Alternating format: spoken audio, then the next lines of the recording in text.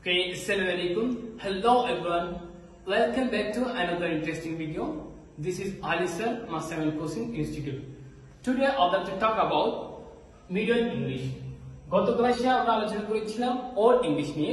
আজকে আমরা আলোচনা করব মিডল ইংলিশ নিয়ে। যেটার সময়কাল ছিল 1100 খ্রিস্টাব্দ হতে 1500 খ্রিস্টাব্দ পর্যন্ত। নাম্বার 1 সময়কাল ও পটভূমি। মিডল ইংলিশ হলো ওল্ড ইংলিশ এর পরের পর্যায়।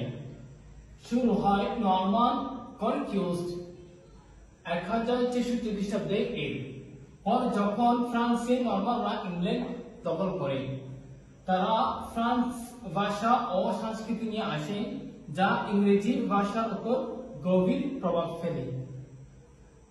এখন আমরা দেখব নাম্বার 2 মিডল ইংলিশ ভাষার বৈশিষ্ট্য।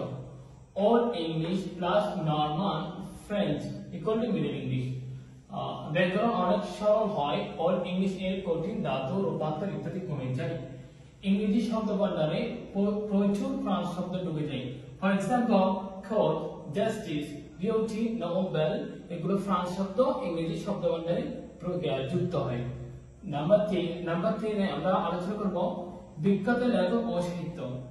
জেফ্রি চৌসার সবচেয়ে বিখ্যাত লেখক। তার লেখা দ্য ক্যান্টারবারি চার্চ হলো মিডল ইংলিশের সাহিত্যের শ্রেষ্ঠ কৃতি। এখন আমরা দেখব middle English versus modern English. এই সেন্টেন্স গত ডিফারেন্ট। মিডল ইংলিশ সেন্টেন্স হলো one that able with his source, যেটা মডার্ন ইংলিশে বিবর্তন হয়ে one able with his sweet shores। Number 4 আমরা জানবো ইতিহাসের গুরুত্ব। এই সময়ে ইংরেজি ধীরে ধীরে জাতীয় ভাষা হিসেবে প্রতিষ্ঠিত পেতে শুরু করে। আদালত শিক্ষা এবং সাহিত্যে ইংরেজি পুনরুত্থান ঘটে, যদিও ল্যাটিন ও ফ্রান্স ছিল দাপুটে। ধীরে ধীরে মডার্ন ইংলিশের দিকে এগিয়ে যেতে শুরু করে। নাম্বার 5 এ আমরা জানবো মিডল ইংলিশের শেষ কবে। 1500 সালের দিকে প্রিন্টিং প্রেস আসার পর ভাষা আরো স্থির হতে শুরু করে। এরপরে সময়কে আমরা আর্লি মডার্ন ইংলিশ যেমন শেক্সপিয়ারের ইংরেজি। আজকে আমরা জেনেছি মিডল ইংলিশ সম্পর্কে। পরবর্তী ক্লাসে আমরা জানবো মডার্ন ইংলিশ সম্পর্কে। এতটুকু ভিডিও দেখার জন্য সবাইকে ধন্যবাদ।